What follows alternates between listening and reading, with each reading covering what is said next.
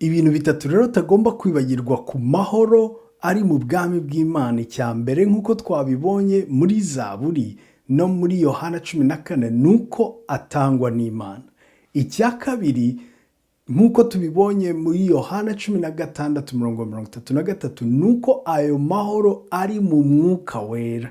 Ni imbuto y'umwuka wera. Kumenya no gusobanukirwa umwuka wera biduhesha ayo mahoro. Icya gatatu dukwiye kumenya nuko duhamagarirwa kuba umwe n'ayo mahoro, nk'uko ijambo ry'Imana ritubwira ngo duhinduka umwe n'umwuka wera. Twabaye umwe kubw'umwuka na Kristo. Rero duhamagarirwa kuba umwe n'aya mahoro. Umva uko Pawulo abivuga mu Bakolosayi 3:15.